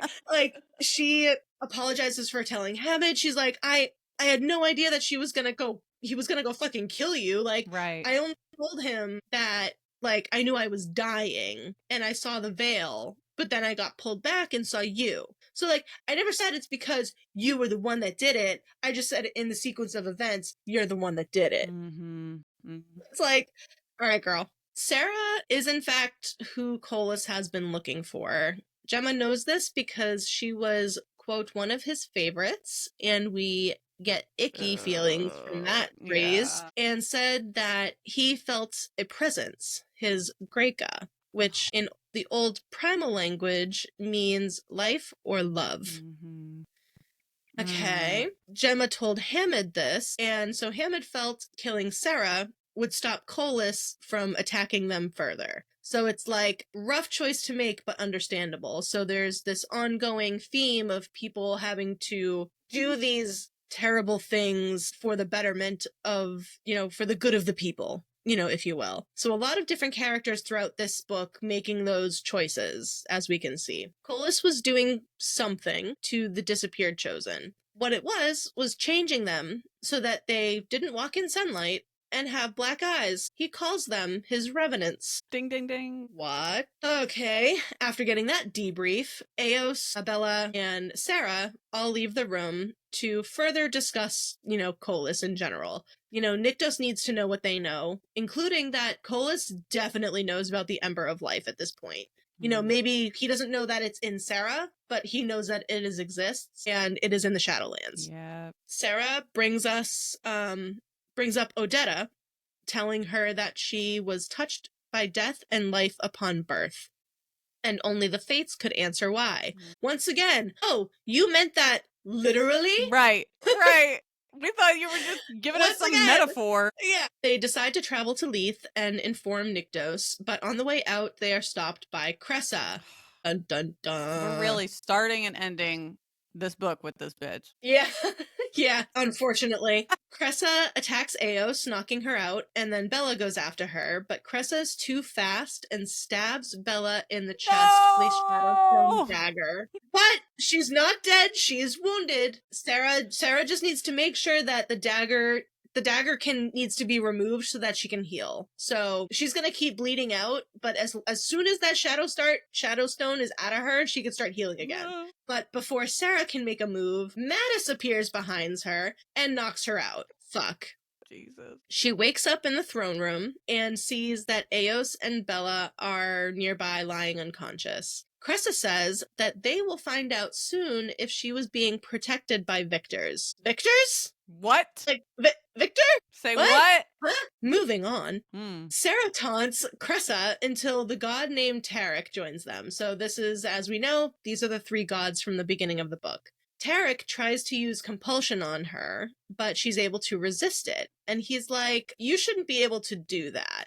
They need to be sure of who they're looking for. And so to do that, he bites her. But he bites her in the same place that Nyktos had. And he makes it so she is in pain. And he is sifting through her brain layer by layer and finally lets her go, confirming that it is her that they're looking for and then the floor starts to Here vibrate. we go. And then a roar like thunder is heard. It's a draken.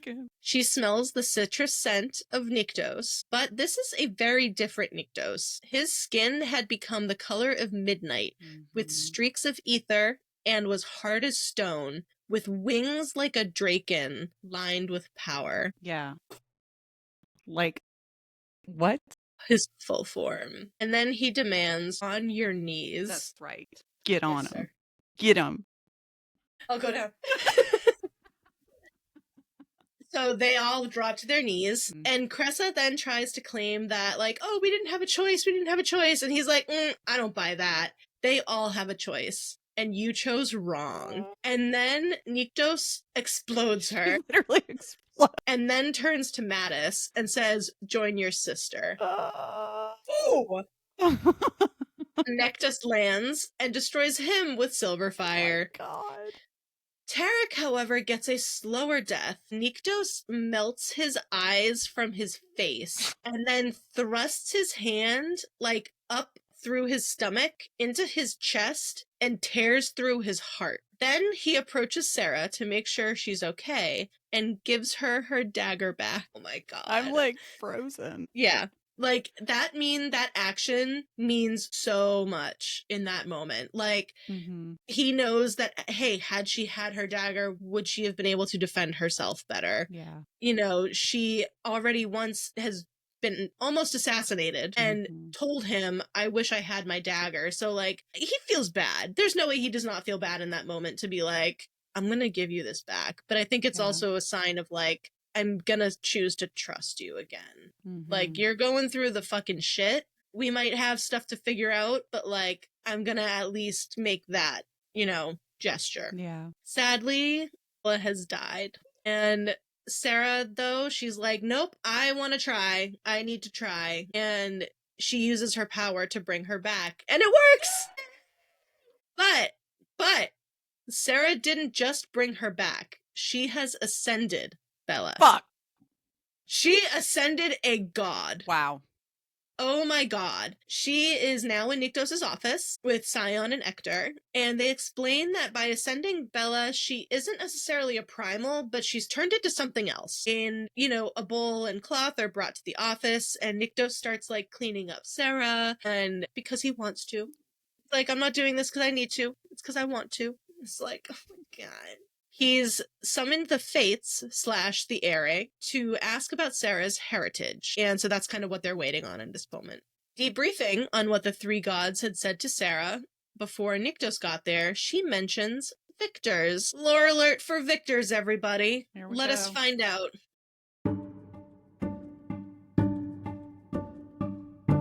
Victors are mostly mortal and are born for one purpose, to guard a harbinger of great change or purpose. Some are not aware of the duty, but still serve due to fate. Sometimes they're called guardians. They are neither mortal nor god, but are eternal. They are souls that have lived many lives, and they live like mortals, then they die in the line of duty or long after they've served. Then after death, they go to Mount Lotho, where the Ere are, the Fates, and then they are given physical form. They remain there until it's time to be born again. And they have no past life memories once they are reborn. So, and then upon returning to Mount Lotho, all their previous memories of all of their other lives come back to them. So they are kind of what Sotoria is, but another version, where they're constantly dying and being rebirthed, but in a role of guardianship over these harbingers of, like, I was gonna say, I feel like they're like guardians of insurance, right? Like, yeah. Sera then passes out and wakes up with her head in Nyktos' lap again. Now she spots a blonde boy standing in front of her, and it's Reaver in his human form, and he's watching them sleep, and it's kind of weird, but we let it happen. He's like, I thought you died. Yeah. I just, like, also picturing it, the coming out of a child's mouth. No. Just no. Yeah, because he's literally just like, he's just sitting there like, hey. They were dead. It's like, okay, shoo. And accidentally. Yeah, they might get drop kicked. It's not my fault. All right, Reaver says that Nectus is waiting for them in the throne room. So they get up and Sarah's kind of a bit unsteady. So Nyktos like rushes her and then kisses her again. And it's a real hot kiss. And he then steps back saying like, this changes nothing. I haven't been saying what chapters these are. This is right before the last chapter right of the at book, the end. okay? Why are you doing this at the end of the book? He's like, why? Oh my god. Drove me insane. I was like, what kind of mind games are you playing at? Oh my god, because it's not like he comes in, gives her a peck, and be like, it changes nothing. Like, no. This is a passionate, hot, and then he's like, doesn't change anything though. yeah, he's navigating. That's not a flirt. That is not a flirting technique. Yeah, I know. He's navigating because he's like, well, I let my guard down a little bit and found out you were a sexy assassin. So, Yeah, and also he's in the throes of like, you know, relief that she's not dead. Yeah. Also, because he's had to find her not once but twice in the span of like a day that she was tried almost murdered. Right. So it's like, yeah, he's still feeling something, but denying himself big time. Yeah. They approach the throne room and see that there is the goddess Penelope, but not our girl Poppy, her namesake. Penelope. The actual goddess, Penelope. The actual in the flesh. Yeah. And Ere has responded to their summons and waits inside. And they enter, only to find Sir Holland! Sir Holland? What are you doing here? Fuck! He tells them, he's like, just call me Holland. Oh, but okay. He's not a victor. We find out that he's not a victor, even though it walks like a victor, talks like a victor. But not a victor. He is a spirit of fate, or an Are, who was masquerading as a mortal. He never went to the Vodina Isles after he, was sent there. He came here to wait instead. It's like, all right. And Odetta spoke truthfully and literally because the Are were present at her birth, and Holland found out about the deal. So he came along to help train her to kill, but could not inform her of the truth of the deal. So, he knew all of this from the very beginning, that all of this training was going to mean nothing. Yeah. But he did that because the fates cannot interfere. So they answer to no primal, which is how Sera was kept a secret. That's how Colas doesn't know who she is yet. So even if he tried to summon them, he couldn't anyway. Yeah. Holland knew Ethos personally. When he was the true primal of life, they were friends. And he would have intervened to try to prevent his death, but the Are cannot see the fates of primals, so he wasn't able to see that his life was in danger anyway, but also the punishment for interfering with that is permanent death for the fates. And they're like, I don't want that. Mm-hmm. Holland reveals that Ethos removed the Ember of Life that Nyktos was born with and hid it in the Murel bloodline to protect him. So, Colas would have come for Nyktos if he hadn't. So it would have been a very much a Lion King situation. Scar would have come for Simba. Yeah. Big time. Once again, Sera asks, hang on, hold the phone, stop, time out. What do you mean that you remove the Ember of Life from Nyktos and put it into me? Does that mean we are related? Mm-hmm. And they're just like, no, you are not. Yeah. And she's like, okay, cool. Having another freak out for a second. The essence in her would feel drawn to Nyktos, and they both verify that they have felt that connection, which has now been further explained. Penelope had a prophetic vision prior to Ethos making the deal. Nyktos captured and questioned her to find out, actually. But she's like, I don't know what the fuck it means. It's prophetic for a reason. Right. I don't understand it. So he eventually gives up, and she then went to Mount Lotho to seek the Ares' help. And the prophecy, what is it? Well, she only says bits and pieces, or she only saw bits and pieces. She's like, there's wars between kings and queens. Bombastic side-eye. Yeah, tall cities and forests full of blood trees, like the redwoods, but in the mortal realm. This whole chapter is all out of... It is. This is the last chapter, and we're about to drop some major shit on you. Yep. So I'm gonna try to keep this straight, but hang on to your butts. So she she did see, so Penelope in this vision saw a chosen and descendant of the first. She says, quote, a queen of flesh and fire, and him a king risen from blood and ash, who ruled side by side with man. And they felt right. They felt like hope. Poppy and Castile are babies. We miss you so much. I know it. Like, that's gotta be them, That right? has to be. That has, It has to be. Has to be. We're gonna squeeze in one final lore alert One here. more. Let's go, baby.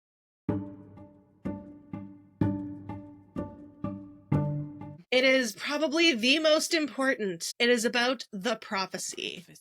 Now, I'm going to read this verbatim because it's impossible to pick out line by line. Yeah. So, all right. The prophecy is as follows. From the desperation of golden crowns and born of mortal flesh, a great primal power rises as the heir to the lands and seas, to the skies and all the realms. A shadow in the ember, a light in the flame, to become a fire in the flesh. When the stars fall from the night, the great mountains crumble into the seas, and old bones raise their swords beside the gods. The false one will be stripped from glory until two born of the same misdeeds, born of the same great and primal power in the mortal realm. A first daughter with blood full of fire, fated for the once promised king, and the second daughter with blood full of ash and ice, the other half of the future king. Together, they will remake the realms as they usher in the end. And so it will begin with the last chosen blood spilled, the great conspirator, birthed from the flesh and fire of the primals, will awaken as the harbinger and the bringer of death and destruction to the lands gifted by the gods. Beware, for the end will come from the west to destroy the east and lay waste to all which lies between. She said the name of the book in there. She said the name of multiple books in there. She did. Just so you're all aware, this first Flesh and Fire book is called A Shadow in the Ember. Mm-hmm. The second book is called A Light in the Flame. The third one is a Fire in the Flesh. Fire in the Flesh. That's right. Wow. And yeah, there's more details in here that we kind of know of and can connect the dots on because we've read the future books, but we'll kind of see those different things connecting as kind of we find out more. But yeah, what a fucking mouthful. Right. No wonder she's like, I got bits and pieces. And I'm like, I don't blame you. I feel like you're going to have to make me a fucking Spark Notes or something. Yeah. So trying to pick apart this prophecy is near impossible because, one, it's confusing as fuck, but also they can change and mean different things. So they're never like set in stone. They're very fluid. Holland is also aware of when Sera will die. So she's had like many different paths to travel, but they all end the same. He says, your paths have always ended in your death before you even saw 21 years of life.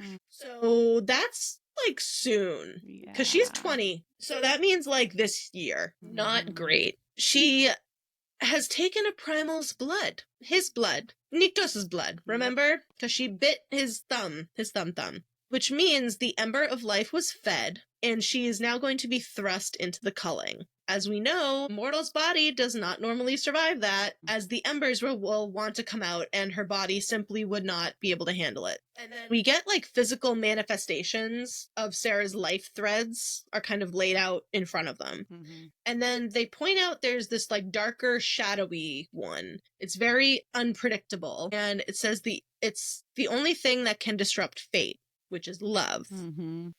It said it's a shadow of a thread. Shadow in the ember! So her body will not withstand the culling unless she accepts the love from the one aiding in her ascension. The blood of the primal whose ember she carries within her, Nyktos. He looks horrified, and she knows that, well, her fate is sealed because he could never love her, which means she's not going to survive the culling. But wait! There's more! Holland says she's lived many lives. So, like, as in her soul was reborn? So, is she Sotoria? We don't get an answer, but you know what Sera definitely is? The true primal of life. Fucking What primal of life! the fuck? So yeah, that's a shadow in the ember. That's the end of the fucking book. My god. This book is loaded.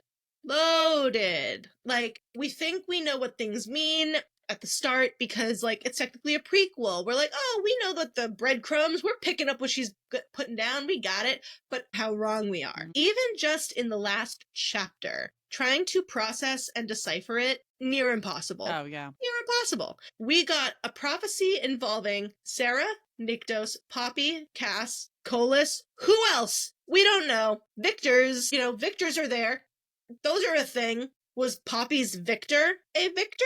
If so, that's a funny name to give him. Yeah, right? Come on. And Sera not only has an ember from the primal of life, but it makes her the primal of life. Alrighty then. That is our introduction. That's Shadow in the Ember, everybody. Yep. Flesh Wow. and Fire series. Here we go, Flesh and Fire series. Here we go. But now, you know what we get? We get to look at some new fan Fan art of our let's new go! characters. So some more fan art of our new characters. And this one, our last one is a little NSFW. So just so you're aware if you're watching it at work or whatever. And our first one, though, is going to be Nectus, Jadis, and Reaver. And they're so freaking cute. Oh my god. And because they're in their mortal forms, their human forms. And Nectus, first of all, hot fucking daddy. He's got the long black hair with red streaks in it. And it's just, It's so I'm done. sweet. But, like, you got little Reaver's there, and he's got his, like, little apple. And then Jadis is just always napping, and she's so fucking cute. So that's adorable. That art was done by @art.by_Mickey. We will make sure to be tagging you all in the captions of all of this as well. Our next, we're returning to a artist that we have not seen in a hot minute, and this is by @Dominique Wesson, and this is Nyktos, actually with little baby Jadis. No. So we see how Jadis is like kind of hooked onto his shoulder and just chilling there. And, Nyktos has his silver band and just the flowing red locks. And like, I'm not normally one where I prefer my FMCs redhead, not my MMCs. I like a black dark haired MMC, but even still, just his eyes, the way that his eyes hot. The next art is of Sera and Nyktos. This is by @alicia.mb.art. And this is Sera and Nyktos, and she's just looking up at him all goofy and joyful. And like, I also love that she's drawn as a bigger girl here. Yeah.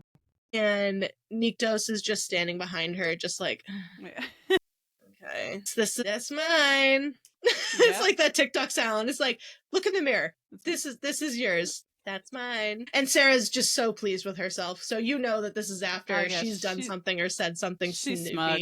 She's smug. Smug, yeah. And this last lightly NSFW art is by @savannah.art. And this is the scene of Nyktos and Sera out on the balcony.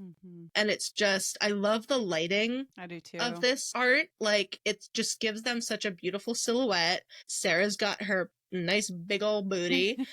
And just also, it's just really hot. I just love this. I love this art so much. I saw that and I was just like, saved. So we're super happy to be able to keep finding all of this art. So our minds are quite literally blown, to say the least. There was the fear at the start that maybe this book was matching a bit too closely to From Blood and Ash, but as we've seen, it most certainly separates itself. Sera and Nyktos' dynamic is strained. She clearly has feelings for him, and he does for her. So her life is now in his hands, essentially, because she needs his help to ascend, and it will only work if he loves her. Got it. This book is tragic in the way, and we are looking forward to seeing where it goes from here.